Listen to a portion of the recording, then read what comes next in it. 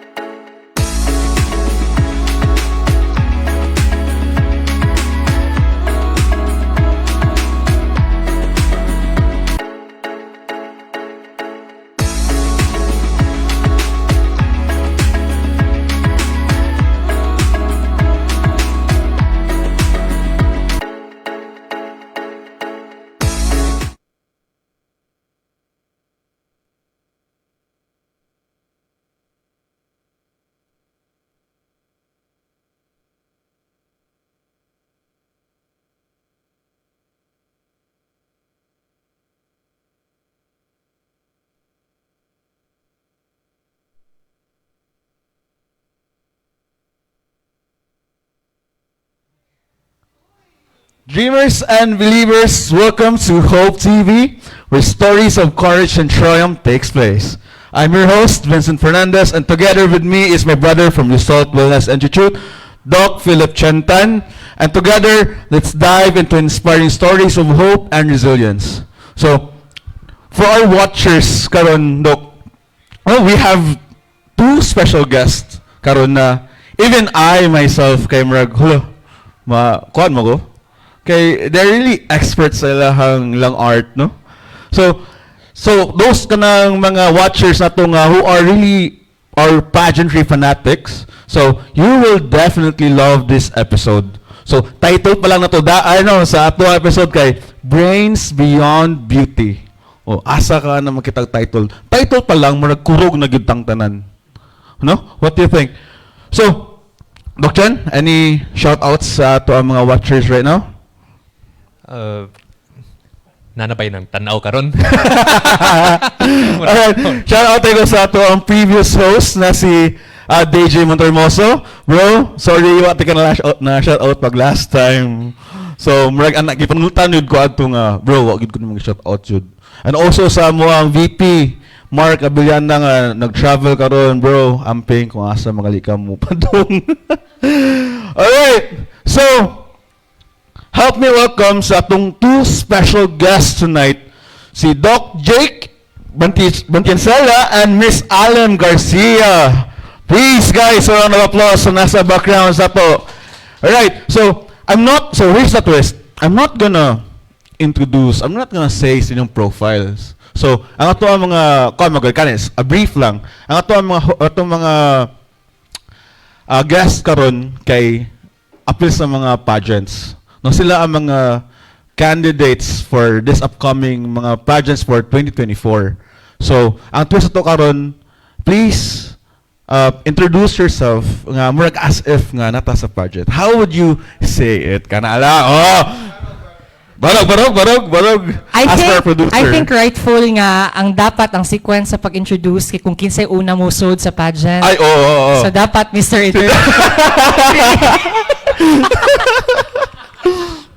What's that name? Like introduction? Introduction na lang kay Chika. Oh, chika la good.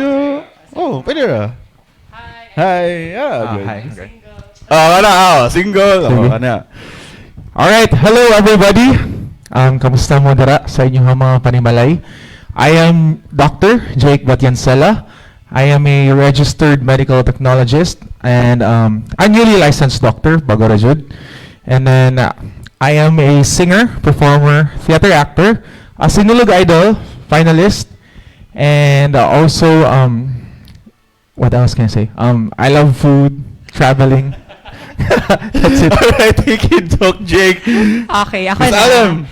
Hello everyone. How do you call your viewers? Mga ka-hopers. Ka-hopers. Pwede lang yun, but Ka-hopers. Hello mga ka-hopers. My name is Alem Garcia. I am currently your Queen Philippines 2024 representing, official candidate of Queen Philippines 2024 representing Cebu Province. I am currently taking my Master of Education in Social Studies in the University of the Philippines, Cebu. I'm a host. I'm a performing artist, I'm a speaker, and at the same time, I'm a sweet girl. Ay! And of course, I'm a content creator. My whole career revolves around social media. Social That's media. Kana siya. Kana siya. Okay na to siya. Hello sa to mga ka-hooper. Hi guys! So I hope you're watching na karon. Nasa tong comments si Press Mark Abianang who's watching. Vapes, mo pa ka nagsakay move it na kay mas natanaw ka sa move it na ha, delikado na. Okay? So first atong question tonight. Very serious nga question. Ning agi ba mo ka-haggard sa una? Haggard sa una, di ba? Agi ba mo ana? Ay wala. Paano ko? Perfect. Perfect na kadaan. Dali na. Of course, we all do. No? Okay. Actually guys, if you are here with me right now, kung maka-feel ka sa mga presence, makita ka sa mga beauty, I swear to God, marakag oh my God, mo din ni ang mga candidates for mga Mr. and Miss Internationals. Huh? Di, for sure. Kay, even I myself, sa una, of course, okay, what if ako kanima candidate for this one? Oh. Then, kung makita ka na karon makain ka nga, hala, dreams, na-crush akong dreams, yun, kaya maglayo, agad kaya ko, hugaw na gitas kalibutan ani ko motapat ni Doc Jake yun o ni Miss Allen with the kuan jud. Ha? Ano with the if kanta Doc Jake's looks and Miss Allen's brains for sure. So murag timanit kita as a host, as a first timer host nga sa tayo host diri no? So when did you start joining pageantry? As for me, during med school na. Med school. Yeah, med school. Tagalog. Okay na good, Doc. Nag-aaral. During med school, I was chosen to represent my batch. And then after that, I didn't have any other pageants na. So, from that school pageant to national pageant. Diretso. So, manang kulba jud siya. Bitaw, no? Miss Allen. You can actually say that I'm a pageant virgin, actually. Oh, you There's are. such thing, yeah. This is actually my very first time to join a pageant. Yeah, so my experience with pageantry is just hosting, organizing way back in college, and at the same time, judging. So it's a different kind of arena when you're a candidate, I must say. No? Financially, mentally, physically, the demands are beyond imaginable. And let me add, I actually hosted a pageant that Jake joined to. Nakita rin Yeah, it was tayo. that was the first time we met each other. Charot! Kaya siya. So, as we back in 2017 actually, right? 2017. And then, naka-host ko at within several pageants na sad niya akong na-host. And at the same time, naka-judge ako kung mga daghang pageant. But it is my first time to join a pageant. So, the pressure is beyond imaginable good. No? Lahi na good kaayo. Kanabi to, you just joined. Kahit lagput ka international. No, it's really... Ay, dili man ko, wala may, for Jake, for Jake, if but he... for you, still, representing Cebu? Yeah. So, Diba? That's also a big especially thing. that the nature of Cebuanos are very into pageantry as well. Yes, for sure. So, the pressure, lahi sad kayo, but I know that Jake has a different kind of pressure as well because, although like, yeah, pressure siya, pero like, let's claim no nga makadaog siya crown, he will be competing in an international arena. As for me, if ever I get to win one of the crowns, it's a title nationally lang. We're not going to compete elsewhere. Pero it's still a big feat gihapon regardless. Yes, definitely. No?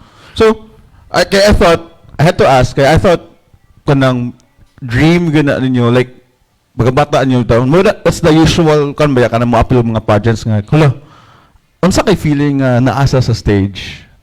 I thought it was like a childhood dream. No? So, how about you, Doc Jake, you're from Leyte? No? Yes. So, ay mong pagka-med, was it an influence sa imong family? Okay, that's the usual ba, di ba?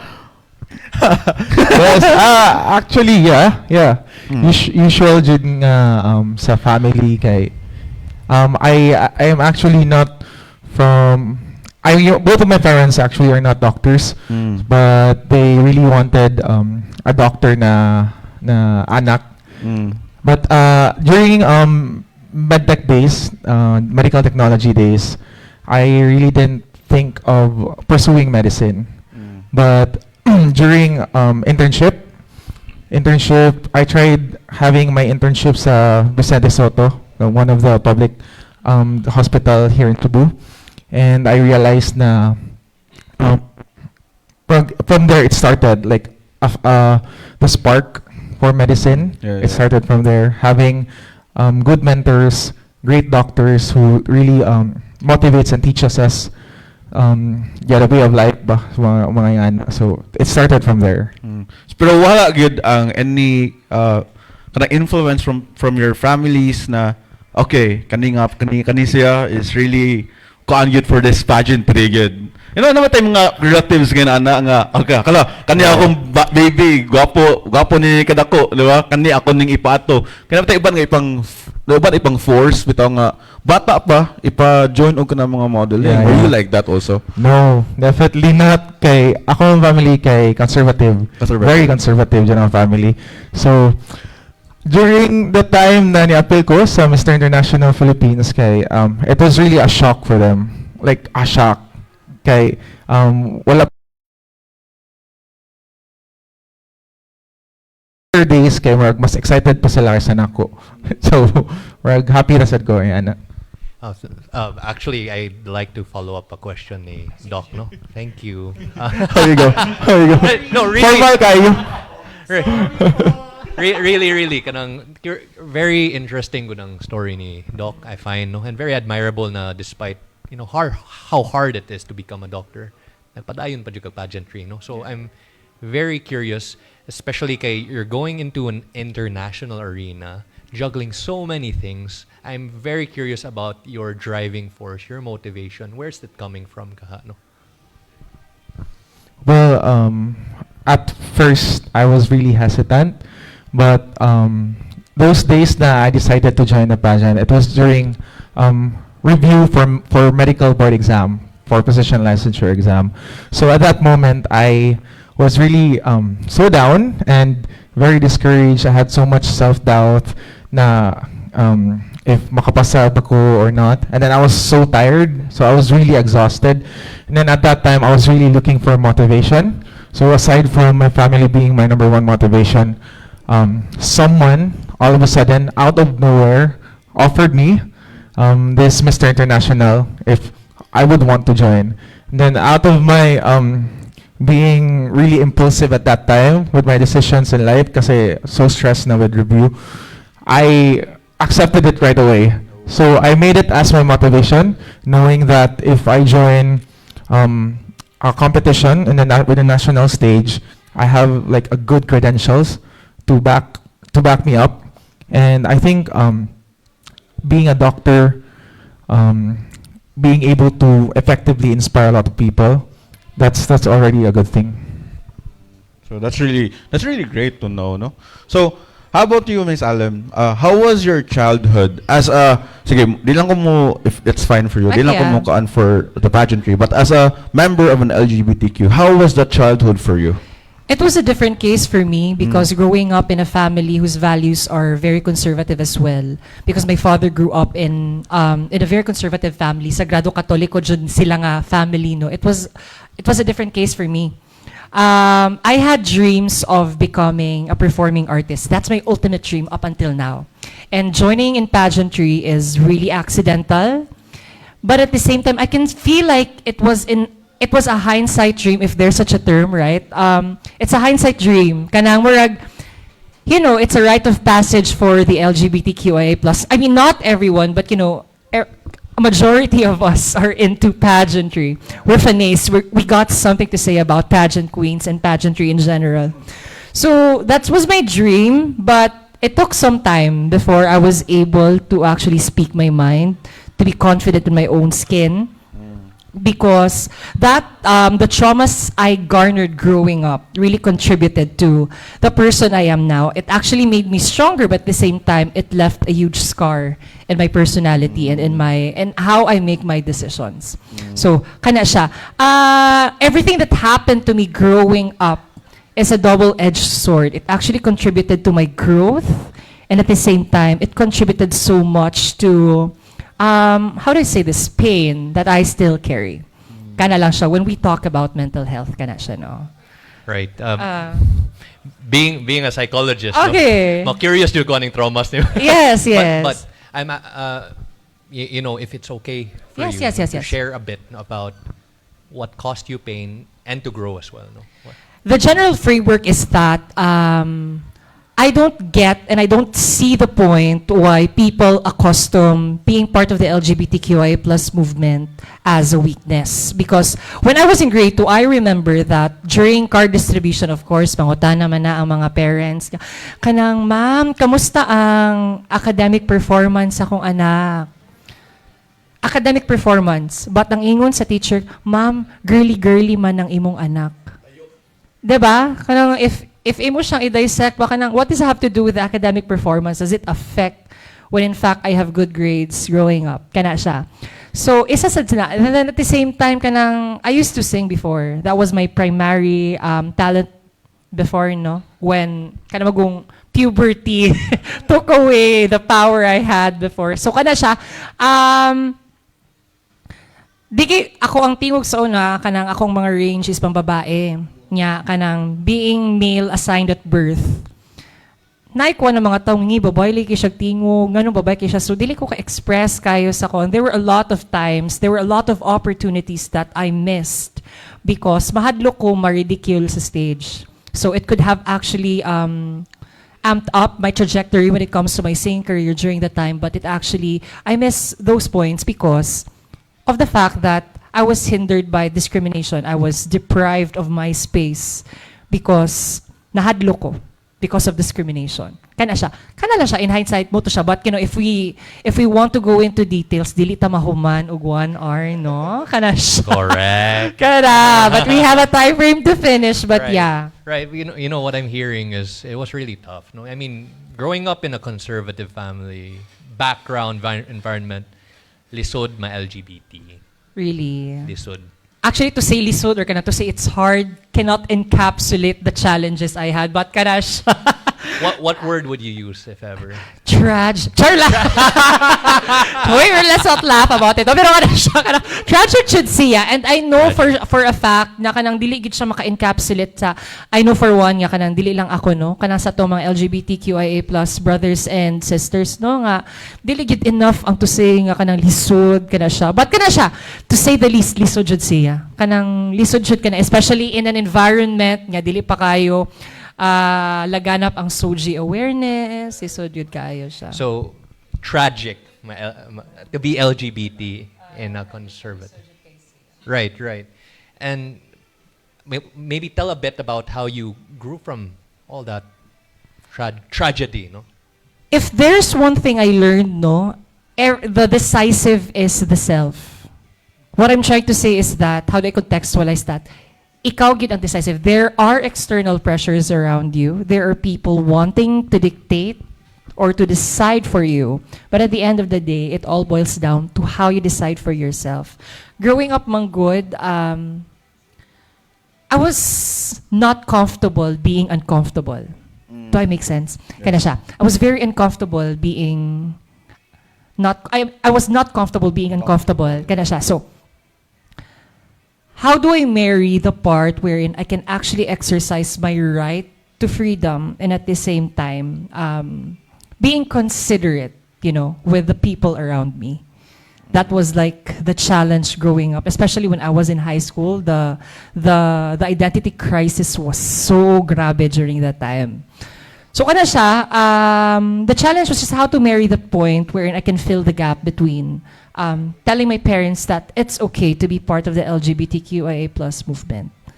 Kana siya. And the challenge went on and on and on until such time I proved to them that they had my good thinking na basta LGBT ka kamang harvat lang kaglaki. That kind of notion ba nga wala kay marating sa kinabuhi. Yeah. Kay of course na yung mga dili mo dawat mo sa trabaho, asa na lang man ka kanang inana. So I proved to them that I was still able to achieve in school, that I was still able to actually push for my organizations and at the same time be someone I dreamed of becoming. Kana siya.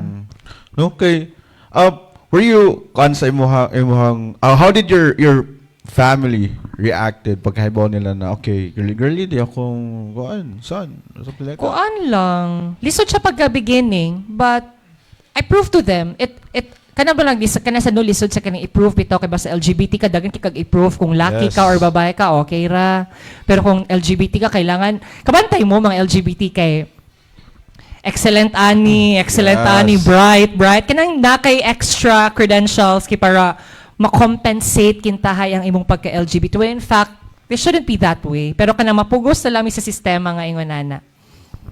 Okay, it's really hard. LGBT people actually are close to my heart kay I have a lot of friends nga nanasad. And so far akong naila nila, it's mga successful and for sure kana ilang mga gipang-agian, it wasn't an easy feat. And kana sad siya, it actually contributed going back to mental health, no? Kanang lisod sad gid kaayo siya that actually contributed. It made me tough, but it kana marag I learned this from a friend who's also into mental health. She's a mental health coach as well. She said that the brain is not, you can correct me if I'm wrong, the brain is not meant to make you happy, but it was meant to protect you. So, kayo kaganiha combative kaayo ko as a person. I limit my space, and that's how I grew as a person. That contributed to me because of, the challenges I endured growing up. So it's really good, a challenge good basically, no? So, okay, talking about dreams also, Miss Alam, I saw one of your TikToks magod nga. Okay, kanang about your dreams nga murag, okay, this is my course anya karon ding shift ko to pursue my dreams. So, Doc, any experience na nga okay, akong i let go na lang ako mga ganahan and pursue na lang ko aning medicine or something like that. Any experience like that? Well, for sure, I think most of us siguro, like coming from a family who's very career oriented, so they make sure that their children finish the school with a master's degree or with a degree. So I have experience being someone who's very passionate also in singing and music, performing. So I have been through my own fair share of crisis and struggles also.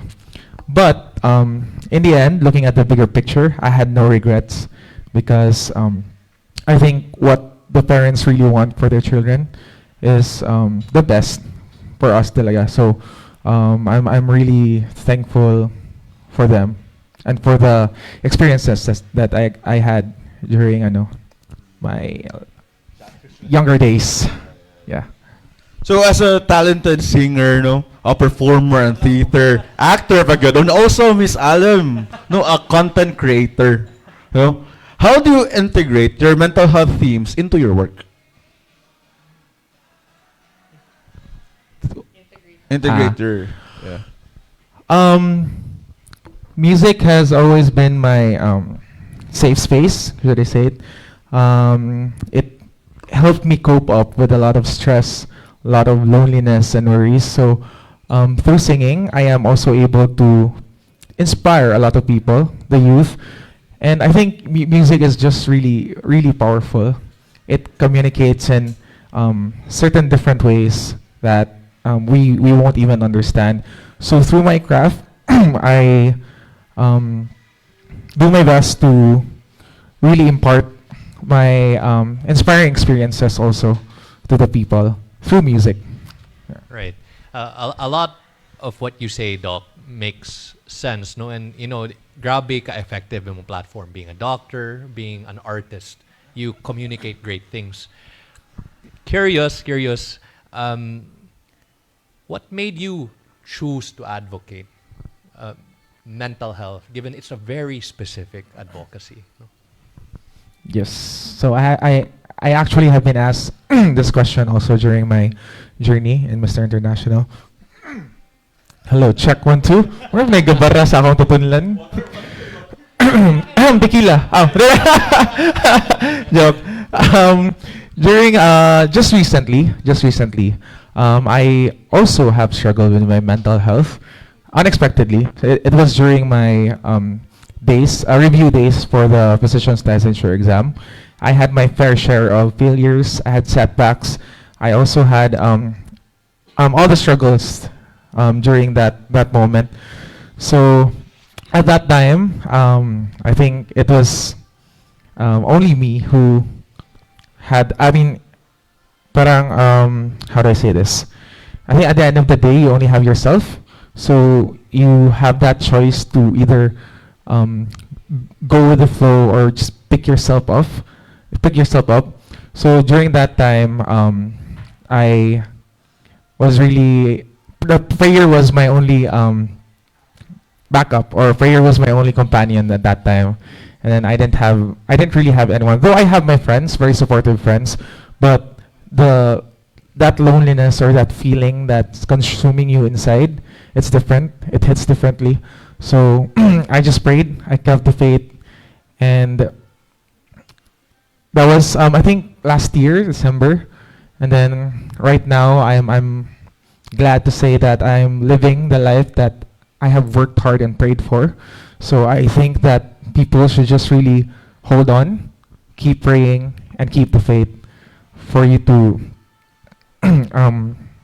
attain that better days. That's it's coming. I get that you were struggling, you felt so alone. And, you know, like Miss Alam said, the environment played a huge role ba, not giving that kind of support, no? That kind of support. So, actually, the question, one last follow-up. Doc? Go lang. Sorry. Ayaw niya sa'yo. It's very interesting sa Yeah. story ni Doc, no? How you were struggling alone. Yes, yes. So I'm curious, what are you trying to bring to the plate? Because you're advocating for mental health. What are you trying to bring to the plate for the people around you? Because I'm getting you did not get something when you were struggling alone. No? Well, I think what I am really promoting, or what I'm really saying, is that you are really never alone. You are really never alone. So if you just try to reach out to people who's really very willing to help you, and you try to reach out to the Lord, most especially, because He is always willing to help. He is always there. So I think you just really have to look at the bigger picture, or like, diba, usually kasi if we're really into our emotions, we're really anxious, we're really sad, we're really lonely, we tend to not entertain people who's really trying to help us. So we tend to look at those stuff. So I think that's what I'm really willing to do, is that to tell people that you are really never alone. Pero wala ra sad nimo gipang shove away ang mga those people who's trying to nabay uban nga mo help sila, but okay, di ko kay I wanna be alone. Ano ba? Did you do that? Wala Jed. ra. Maybe I just entertain a little, but didn't really know their real intentions ba. Yeah. Pero yeah, like that. Because no, sa to palang comments here, si Phil Max and Carla Nicole, wow, grabe, support kayo. Go Jake. So grabe, mga friends mo. Yes, mga friends na ako, grabe jud ka supportive. Grabe ka supportive. Sa Battle Very Project active sa tuang kuan yun. No? So Miss Alan, how about sa imong hasad na If there's one message that I'd like to actually pinpoint, is that seeking professional help shouldn't have a stigma when it comes to mental health. It should be as easy as consulting whenever we have fever or whenever we have physical checkup, because the mind and the body is integral with each other. Hence, we say that the mind is as important as your physical body. So, di ba, taas atong BP, mutaas ang ato ang mga sugar, kanamay nana. Pa-check up ta, pakwanta sa atong dugo, ana, di ba? So, whenever we feel that something is not right, we seek professional help. That's what I did. So, it's different when you are dealt by a mental health professional, may it be a doctor or a psychiatrist or a psychologist. It's different when you seek professional help. However, it's just that we can say that getting getting a help from a mental health professional is a privilege because of the fees. Mahal kaayo. That's why it cannot be democratized as of the moment, because mahal kaayo siya.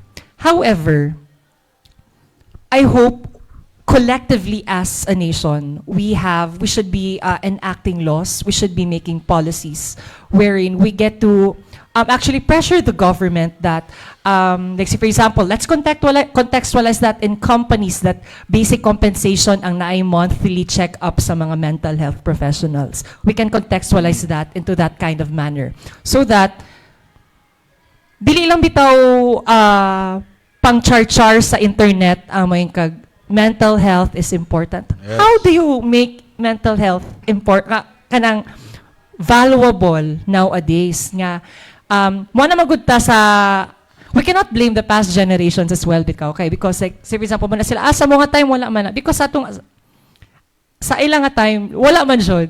Self-diagnosis ra gyud kanang ikaw lang mismo ang moingon sa imong self nga okay ra lagi to. O era ka kana may ana. Pero karon Oy ra man ka. good. Gingnan ko sa akong psychiatrist nga it's wrong to say that way because lahi-lahi ang conditions per generation.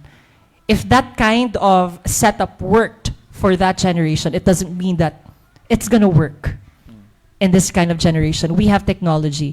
The pressures of social media is very high. That actually contributed to my mental health as well, knowing that I work in the social media arena. You know? So, kana siya, there are a lot of things that we have to break, especially the stigma when it comes to mental health.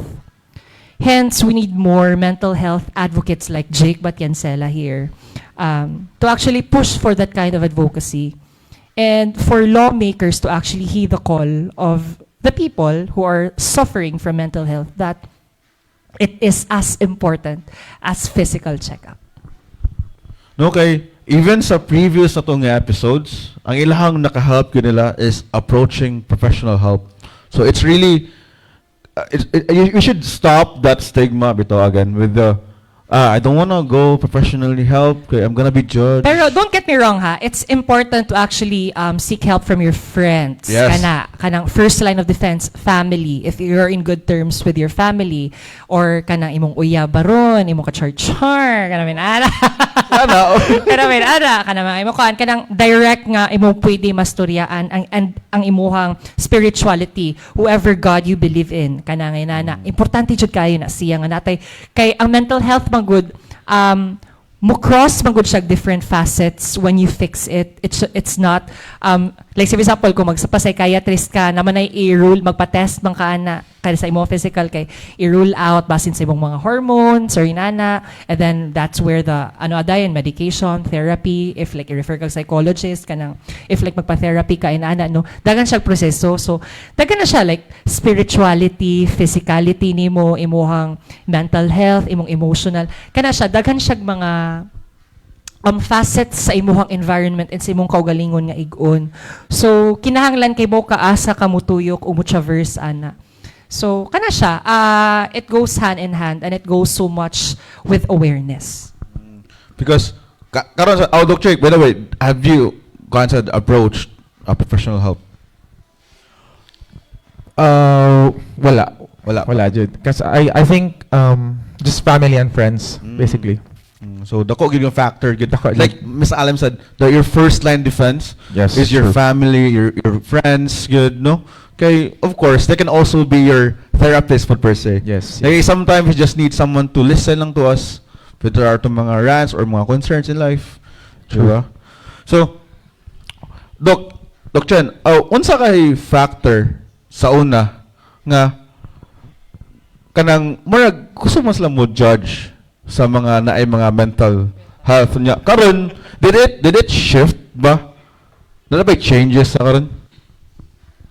Right. Kaning mental health no compared to physical health lahi ra jud ni siya in terms of exposure no kay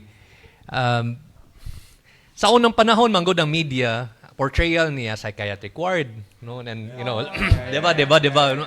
So like naka-depression buang na ka no you can picture those people na solitary confinement na sa prisuhan diretso no. So when someone is diagnosed with perhaps a milder form of mental illness such as depression, anxiety, adjustment disorder, ang mga tao mahuna-hunan unsa na mental disorder, buang-buang na makadung na siya mga voices etc. And you know the stigma really prevails. And an interesting point I just realized okay, stigma is so strong in our society, we keep silent of what we're much like what Doc Jake was struggling no.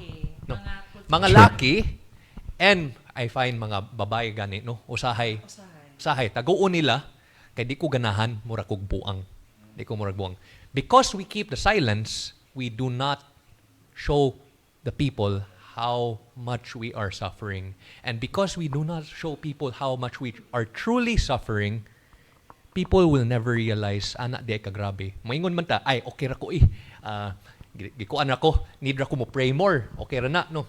And if people do not see how much you're suffering, they will realize, OA ra di ay ni, sakto, OA. The cycle continues when we keep our silence. If that makes sense, no? If I may add as well, kanang in a perspective of sociology, no, in a society man good, we were trained to be very combative. We were trained to be very competitive, and showing your weaknesses might be detrimental to your drive towards the winning goal. Na siya. So probably sa naasi mga case-to-case basis, I can say everything, you know, every case-to-case good siya nga. Nabutang kita sa sistema nga taguon lang yun nato. Nga ang mental health sad yun, no, kay all the more nga kailangan storyaan.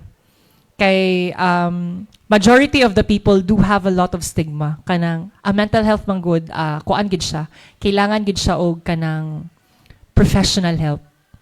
Nagi kinahanglan guidance nga di ka magpataka kay bisan unsa pala imong istorya diha lahi na di giagian, ending ko magkuan if ever kanang if mag nanay mahitabo ara na dayon magbasol-basol ba kana siya.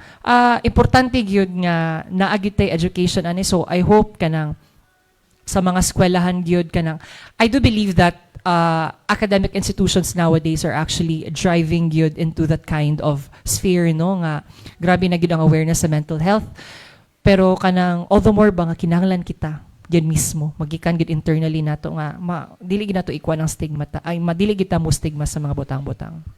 Right. You have a point sa academic institutions, no? And you know, it's sad given the stigma is so high. Sometimes some near-death experiences, mga suicide attempts are actually covered because dili man na nila i-share, no? So it's really a widespread sa society, yun ang stigma, no? But I wanna think there's hope, you know, ergo HopeTV. I wanna believe there's hope because in the younger generation, grabe ka woke, no? And grabe ang, and maybe that's a bad thing for some, but ang belief that human rights sa jud ni ang mental health is there, no? True. Right? I like that you pointed it out nga mental health is part of your human right. Correct. Right. It is an aspect of health, holistic health, diba? Thank you, Doc. So, about sa kanong mga factors, no? Have you heard of the sa TikTok karon nga mental health sa men? Basically, Doc Jake, have you heard of it sa Yeah, sa I about sa actually, men, di ba? yeah, this month is actually men's mental health. Yeah, right. Yeah. Yeah, this month. Men, yeah. Sorry. Yeah. Oh, you wanna talk about it? Oh. But just to add, really, I think statistics shows put na men suffering from mental health issues, they tend to have higher rates of suicides, successful suicides, because usually, diba, like men hides their feeling, they're really so silent. But statistics shows that madayon jud ang suicide sa men compared sa women. So that's really very alarming, because we men we tend to really hide our feelings because society tends to judge us as less masculine when we are really vulnerable. So it's very alarming, very alarming talaga. So how about sa social studies, ana Miss unsa man, what does men's mental health nga mo talk about that in the society? Nganong why did it happen? Nganong mo start na sila ana? I know you're all men here. But patriarchal man gud kayo ang katilingban. So when you say patriarchal gud kayo, there's a notion and a connotation that men are very powerful, and to actually mukuan ko sa gingon ni Jake nga when you show vulnerability, that's a sign of weakness and that makes you less of a man. So muna siya ang framework sa katilingban. So naapod sila apan because like yes, it's beneficial for men to be in a society because the society is very patriarchal, but kanang there's also this kind of notion that if you are not the kind of man that the patriarchy is ideal of, you're not a man. Yeah. Yads ka, kanang inana, kanang dili ka lucky jud, kanang kuanra ka, kanang weak ka, dili ka winner, you're not a king. Natay mga inana nga notion. And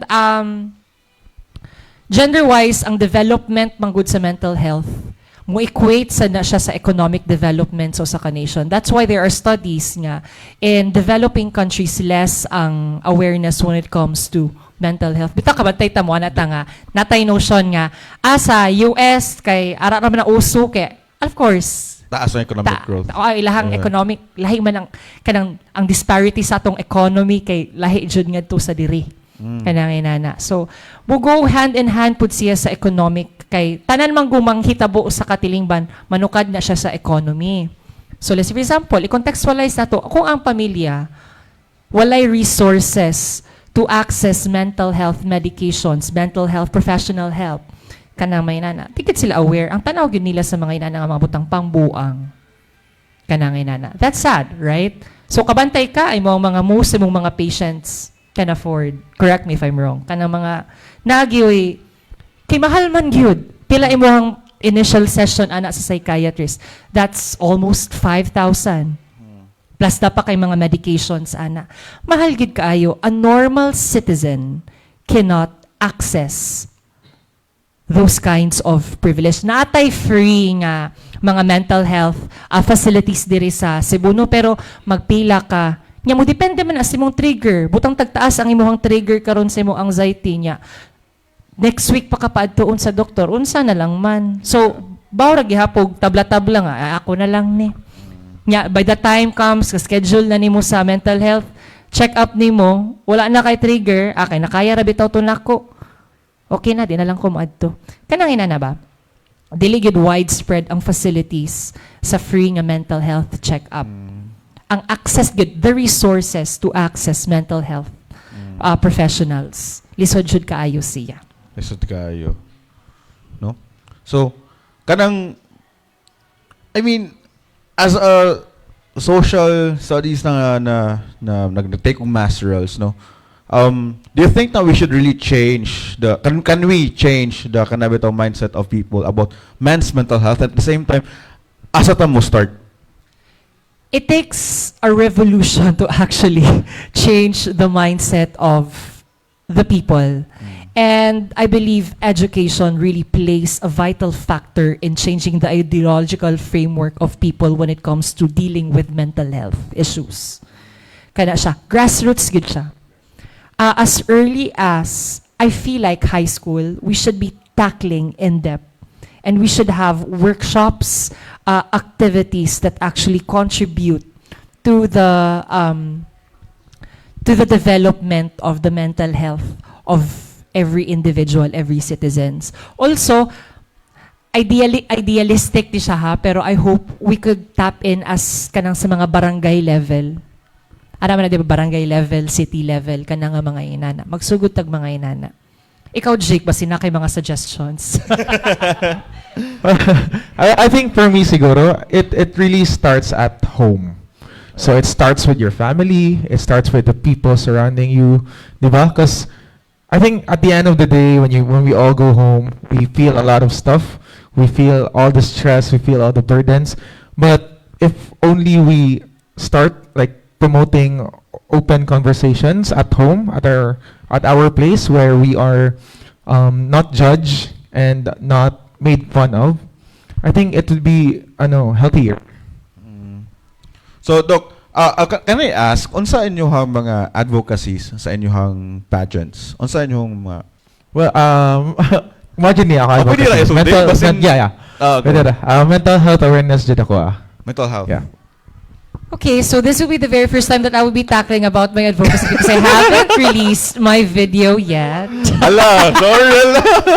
So yeah, it has something to do with social studies. Social studies. Yeah, but in social studies, igo gihapon na, sangko Mental gihapon na ang mental. Sorry, I cannot talk about my advocacy first because I will be releasing my advocacy video. But again, I feel like I have the I mean, I'm gonna tackle na lang. It's social studies, education, and social media. Oh. Kana siya. So basically, we make I plan and I aim to make the social studies education reachable through social media, because social media is prone to fake news, proliferation of fake news, misconception, discrimination, and education has this power to actually combat these issues. So kana siya. And it goes at ana ang mental health. Hence, the very reason, my very core why I came here as well. So, kana siya. You made me say it, but yeah. Hello sa mga ka-hopers. Pero, nabayo ko yung kanang first-hand experience with the advocacy ni Miss Alem. Kay, like, di ba, as a host, di ba, you should research sa imong mga guests, di ba? So, I asked my girlfriend, asa man ka makita og information, Miss Alem? Ana siya, okay, she's a content creator. So, you have to search sa Facebook, sa YouTube, sa TikTok. So, first hand kay pag-search ako sa TikTok, no? Makita agad nimo ang mga advocacies there. So, even sa kanang mga, naka-learn sa ko sa nagaso karon kay ng mga tips, nga to, okay. Pwede sa Daimrag, dahil sa reason niya hang social media, but mainly gina-highlight gud dito ang kanang mga mental awareness, no, kanang mga usa to na nakapin dito nga about your education, kanang diplomas is not di ba? So with or without the sash or with the pageant, I'm also kanang strong na gid ko. I dedicated myself to actually using my platform to actually inflict positive change gid sa to ang mga katawhan. Okay, grabe gid kayo ang mga tao, and people are easy to believe something they see online because yes, democratized na ang social media. No, everyone can access it, but kanang the access to the right information is not.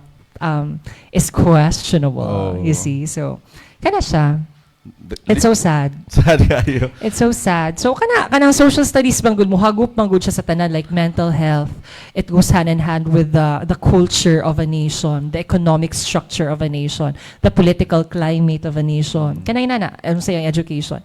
Demographics, kana siya yung nana. And this is quite far from what I do as an artist, because Jake and I met as artists, kanay nana. So kaya lagin mi niya, kind of shock for people to, hala, nag-education si Ala, anong ginagawa niya dyan? But I thought before it was an escape net. But actually, kuan gid siya.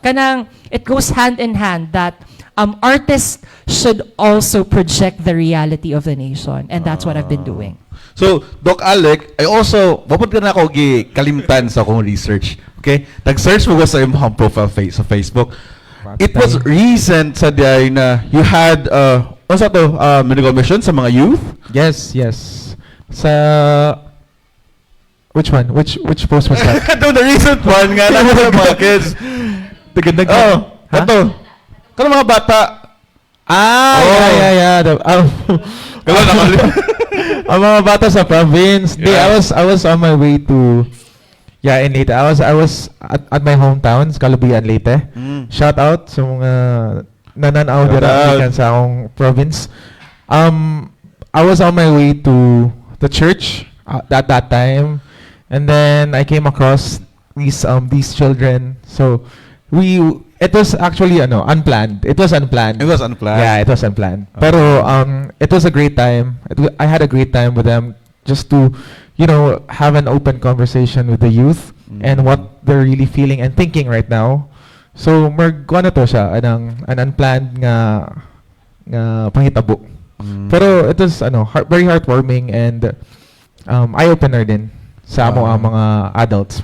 So, napisa yung mga adults sa dito. Apil side sa dito. Mga teenagers.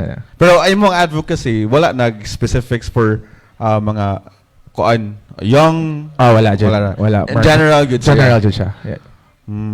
So, in terms of community, when we talk about community, so how about sa mga LGBTQ? How does an LGBTQ kanang contribute sa mental health sa community? What do you mean? Like, how do we contextualize it? Our contribution? Yes, kaya na may, for example, na may mga community projects. Does that exist ba sa ato karon? I can say the LGBTQIA plus sector is one of the most active driving force when it comes to the development of mental health awareness in each barangays. Kay kabantay ko kan mga SK, daga mag mga SK. members sa Yeah. kuan. And then, ang pageantry sad, dako sa jud kay siya nga factor ang pageantry because it's actually it's actually a platform wherein people tend to look at. And they tend to think as pageant candidates as role models. One of the reasons why I joined as well is that actually to broadcast my truth when it comes to these things. Kana siya. If you're gonna ask me what's the contribution of the LGBT community when it comes to the development of mental health awareness, a lot. But I can pinpoint one is education. That's what I've been doing. Right. And I wanna add to that, bro, no? Kay dako kay tabang mga LGBT and one hypothesis I have kay studies show mas daghan jud og mental illness ang mga LGBT. True. And not because of who they are, but because of what they've been through sa environment. True. Quoting Miss Alem, True. tragic. What they go through is tragic. And lots of microaggressions, lots of discrimination and injustice. No, grabe, no? And because of that, it's no wonder that some of them or many of them will advocate for mental health. And I think we can, people struggling with mental illness can really learn a lot from many members of the LGBTQ, no? Because of their authenticity and their emotional honesty, no? Whatever, even if inconvenient sa society, they open up, no? And perhaps we need a lot of that right now in society where tago-tago, no? Our existence is a great contribution. Happy Pride Month. Happy Pride Month, everyone. Happy Pride Month.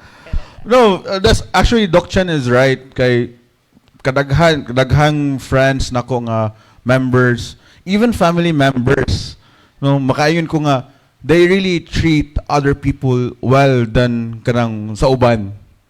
So murag in terms of character palang daan, no, bisan pa all they ningagis lang mga traumas like Miss Allen, what happened, mga tragic na mga experiences, they still have that kanang kindness ra gihapon nga ginada. Instead of hating on those people, no, they chose to be kind. So what do you think is the nganong kanaman ang they chose to be kind instead of hate? Kay in terms of mga experiences, grabe man jud. Because kindness is universal. It speaks to every individual. Hatred doesn't change a thing. If there's one thing I learned, kanang pagpamanimalos doesn't really contribute to your well-being. Di mo ka ma-happy kung magpanimalos ka. I mean, ako vengeful ko nga pagkatao. As a very emotional creature, as a very vengeful ko by thought. Siguro no, kung panghuna-huna lang na ako ang pagunito ng armor no, murag daghan na kay kong naligsan and all. Pero, as you mature, and as you open up yourself to the reality of the world, kindness is universal. That's true. And it speaks to every individual. Regardless of where you come from, regardless of your gender, race, social status, kindness speaks to every soul. And if you don't understand, you just have to be kind. You just have to empathize to that person. That's true. Hatred doesn't change a thing. Kana lang siya. So, going back sa yung pagka-professionals, unsa nyo hang ma-give na affirmation or kanang what do you i-advise, especially doc, nga dahang mga doctors but not really tackling or kanang facing sa mga mental health illness kay yung uban Project Tuli kanang mga ana. So what can you give as a doctor sa community and not just Mr. International, as a doctor itself? Well, right now, what I could give, or I think I can provide siguro counseling, and then also I could collaborate with different organizations also with concerns to or with regards to mental health, because just recently. The reason nga na-late ko. Just recently, I had an affiliation with Safe Space, PH. It is an online mental health organization, which or where they provide counseling and also different kinds of resources. So I was so happy right now na affiliate ko with them. Miss Alam, how about imo ha? Di ba you're part of Love Yourself? Wow, nag-research siya. Research lagi ko ba still? So you're part of Love Yourself. So you've been dugay na sa Love Yourself na. 2019, I've had projects with them. So I became an ambassadress in 2019 up until now. Up until now. Yeah. So daghan sa mga professionals na all kamo dito are Yes, daghang with advocates. different kind of advocacies, but with a main goal to educate Yeah. about HIV/AIDS awareness and actually prevent that from even kanang mo push through pa na siya nga mga rising cases ba. But kanang daghan sa advocacies no aside from HIV/AIDS awareness nga prevention and awareness. There's also, we have mental health as well, LGBT, hence we have a lot of events in partnership with Cebu Pride Movement, kana siya. So, your question is? Sorry.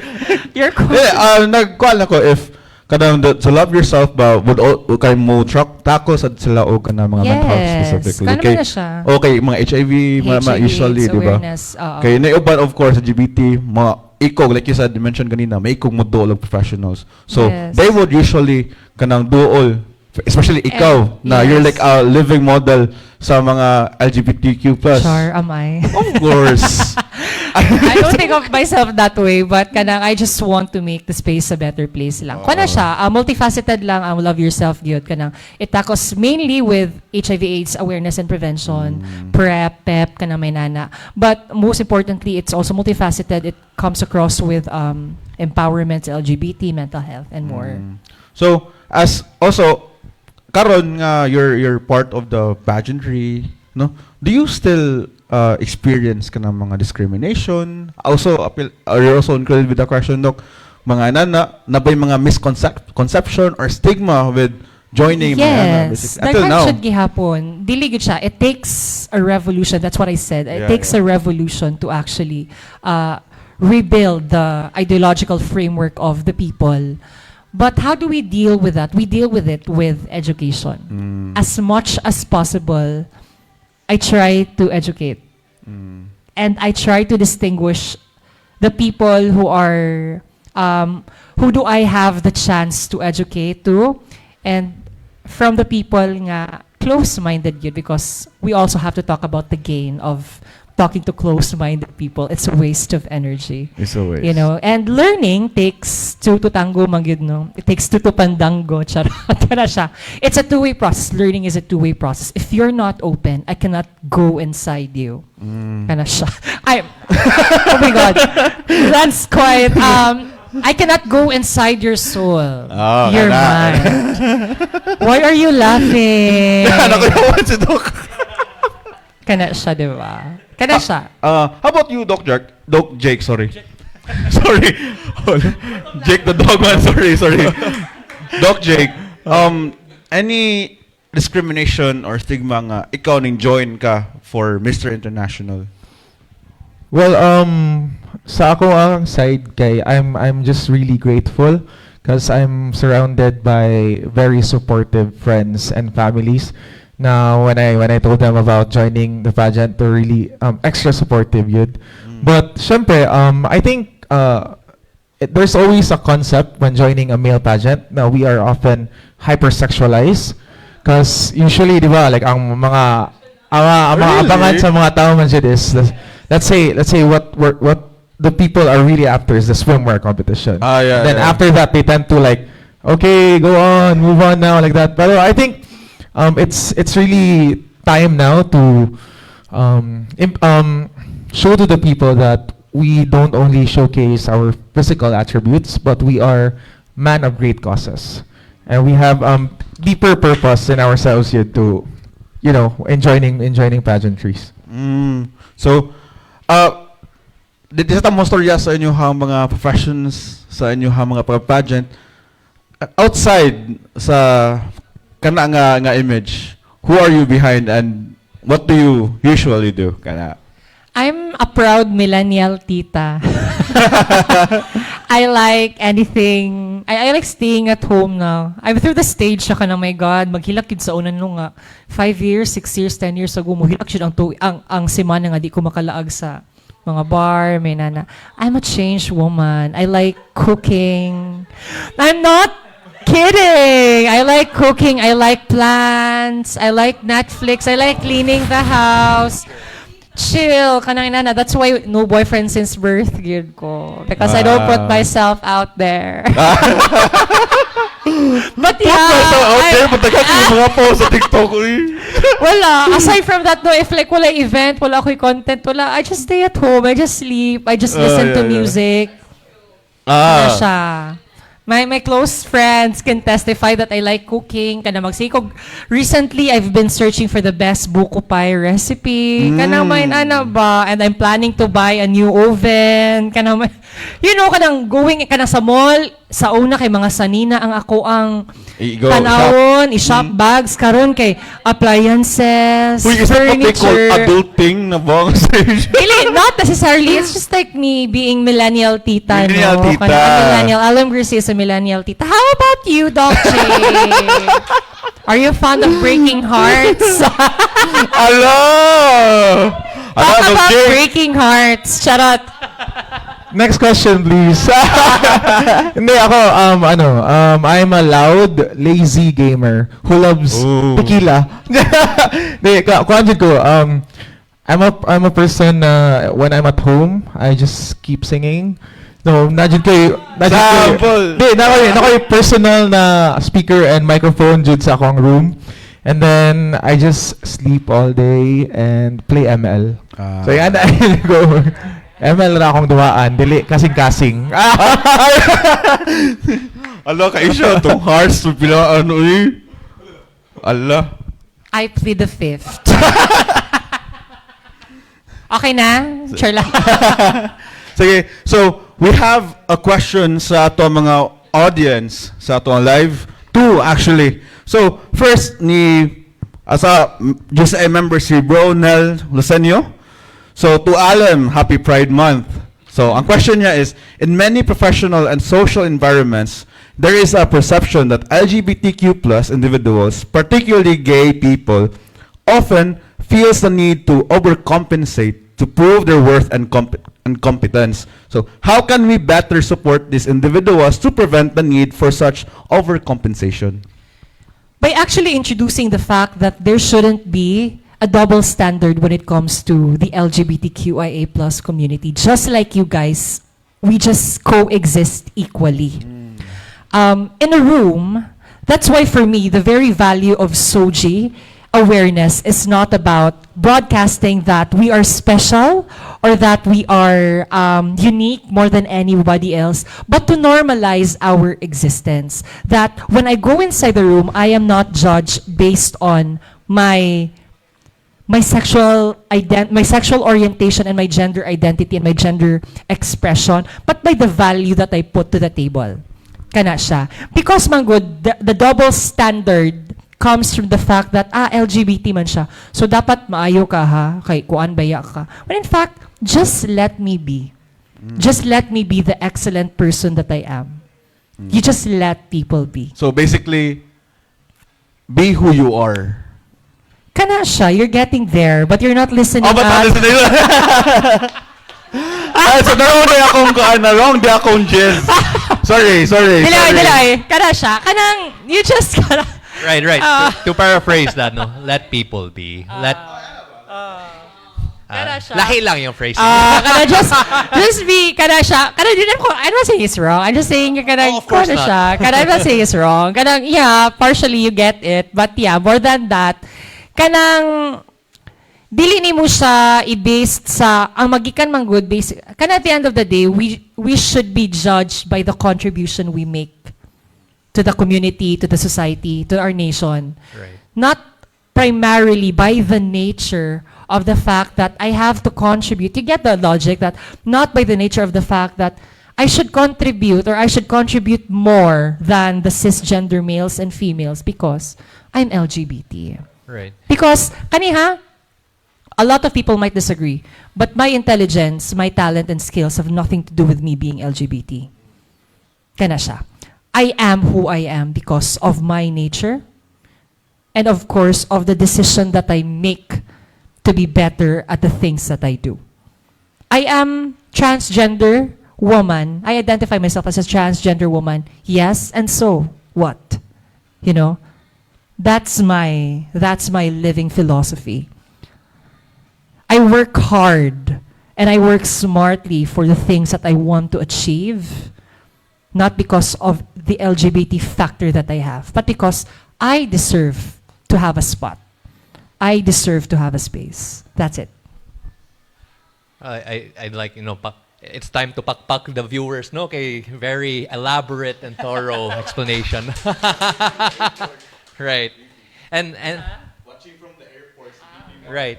And just to simplify things, no? I mean, if we treat men and women, straight men and women, that's normal, we extend the privilege to the members of the LGBT, no? Because they are, their existence is equally valid to straight men. True, and women, true. right? So, Yes. to simplify things, kana na. Nga mo overcompensate man, nga parihara man ta. Truly. Right. I mean, of course, there are some nuances, but the existence is equally valid. But thank you for that explanation. You wanted to. That's all right. Let's wrap. They That's don't all right, break thank na you. my question for you. Napaday. Okay, let's call up. So, Doc Jake, how do you think fitness can be incorporated into leadership development programs today?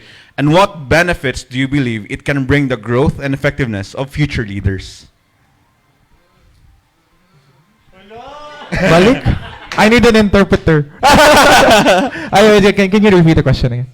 Okay, so how do you think fitness can be incorporated into leadership development programs today? And what benefits do you believe it can bring to the growth and effectiveness of future leaders? Well, Interpreter.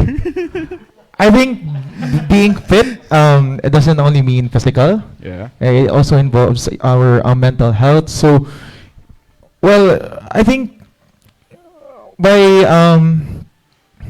sorry.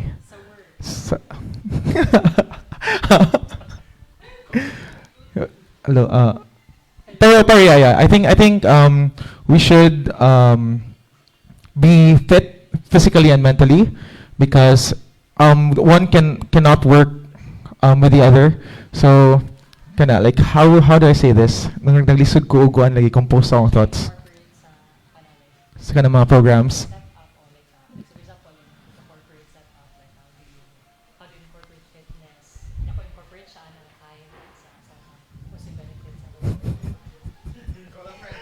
Call a friend. You go to the... Wala, di nakahuna-hunain ko. Kuha nag-Lucas. Oh, It's you want okay, lunch, it's Doc? okay. Okay, okay. So, okay na. That's the... Thank you. I'll get back to you. Last question lang ni mo, Doc, ha? Kaya nagyuning apas.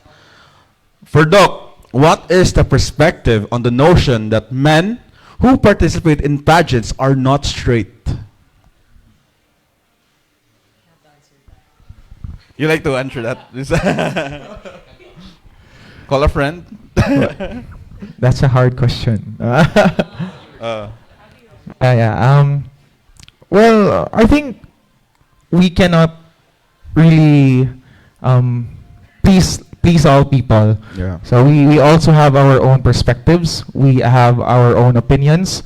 So I think it's really up to people if you get affected with what people say or what the society will dictate. So I think for me, I just have to stay true to myself because for sure, ako mismo mas kabaw man ko sa akong kagalingon, and you stay true to your purpose and your core, and I think all the rest will follow. So you really don't have to mind what the people are telling you. That's really... Oh, sakto. Guys, question mga alam mo? Accepting questions. All right. So, not a question actually for you, Miss Alem. So, it's a question from Miss Francis Kell.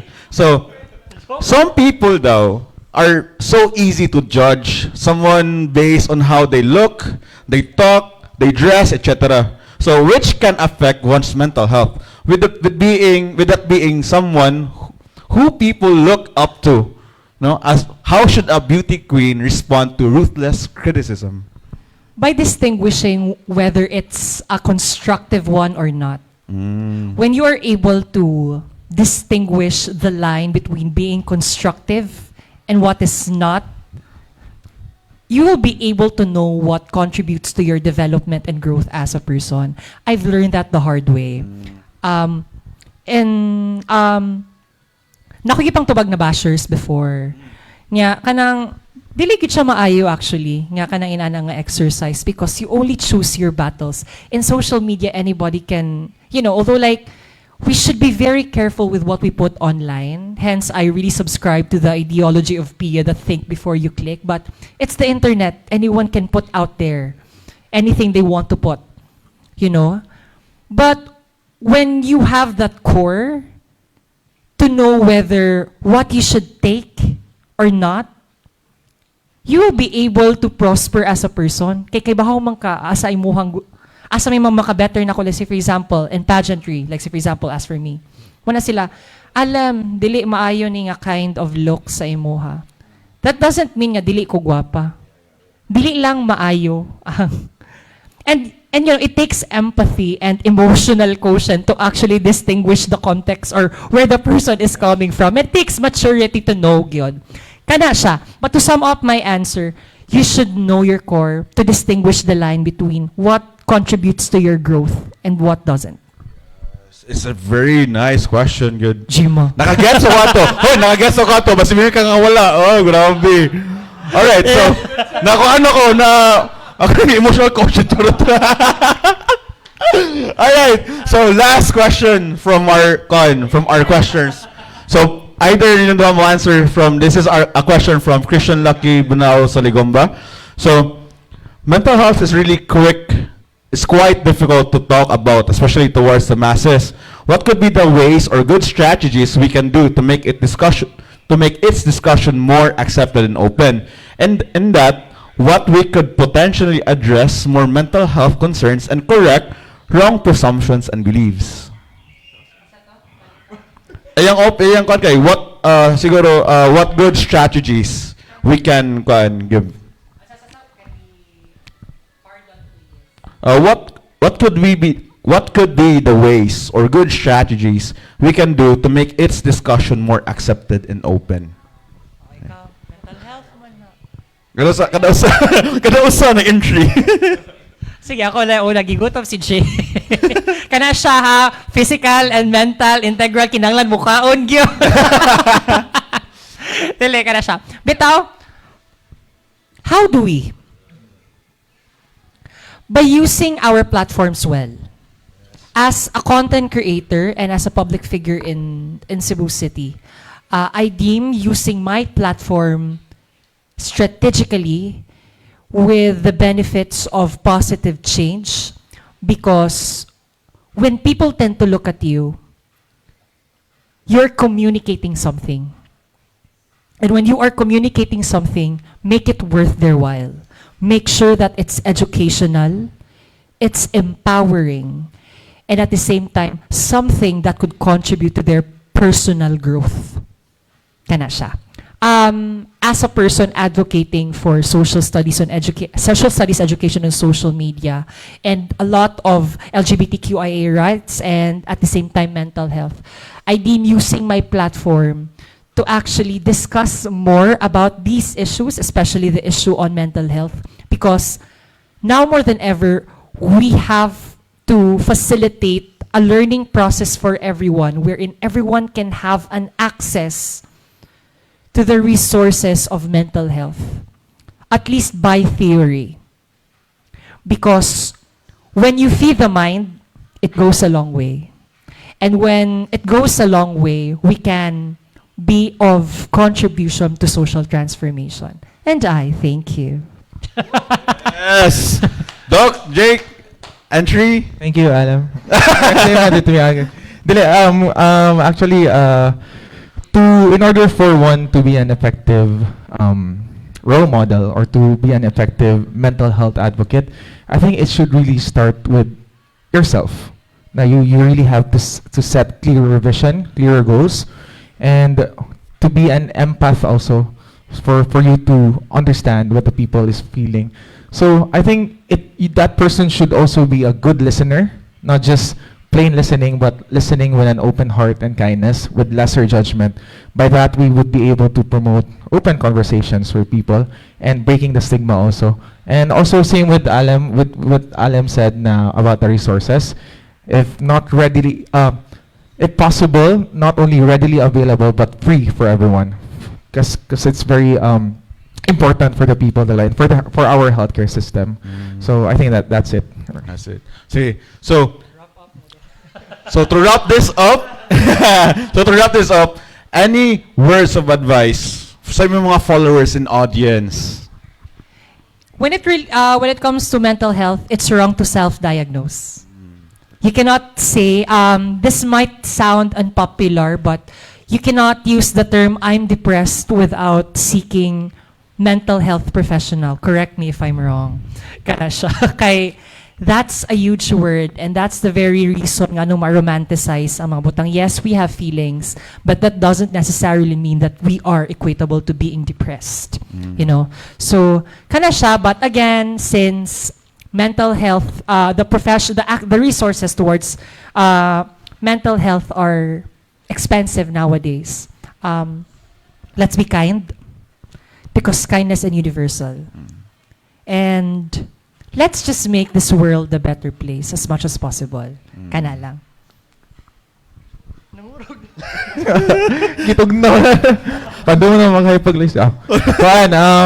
What I could tell the people, like last advices message, or advice. sa mga followers? I saw this one, like on my way here, I saw this one post about emotions. So they said that emotions are valid, but don't let it pilot your life, which is really true. So we get to feel our own emotions, but we will not allow it to direct ourselves to different decisions in life. So for me, I think you just have to really keep the faith, because you are never alone. I think that's one thing that I would really want to emphasize, that you are never alone. If only you reach out to the people who deeply loves you and really cares for you. You have to find your true circle, your real friends. I think that's it. Oh, that's really nice. Okay, so that's it, dreamers and believers, hopers. Thank you for listening sa atong episode karon. But before we leave, any events nga inyong ina-promote? Sige. I just want to take this moment to ask for your support. I will be competing next week already, from June 24 to June 30, at Batangas, Lipa. And to those Manila friends watching, please do support me. I will be there on June 24. But the coronation night, guys, is on June 30. So I think there will be live streaming. So if you are at your own place, you can also support me in this journey. So thank you. Ako sad na ngamuyo ko nga unta suportaan ko ninyo sa ako ang pag-appeal sa Queen Philippines 2024. I am proudly representing Cebu Province. My pageant is gonna be this coming August 10, 2024. That's on Waterfront. Details about the ticket will be announced soon. But at the same time, please support me sa akong adventure aning journey, no? You can search on Facebook, Instagram, on X, on TikTok nga at the Alem Garcia, because that's where I will be telling more of my story in my quest towards the crown. So this crown is not just for me, but for all the people and for all the advocacies that I embody. So kana siya, dangki salamat, hopers! Yes! So, lalo na pa sa ato ang two special guests karon. So, once again, our dear watchers and mga listeners kung asam galing mo karon, I really hope na you were really inspired sa ato mga stories, ilang mga stories of resilience, no? And na-inspire mo nga kamo sa pohon, ganahan mo join ang mga pageantries pod. Oh, diba? Char. So once again, this is Vincent New Fernandez. See you on the next episode. And of course with me, Doc Chentan. See you guys next episode. Bye!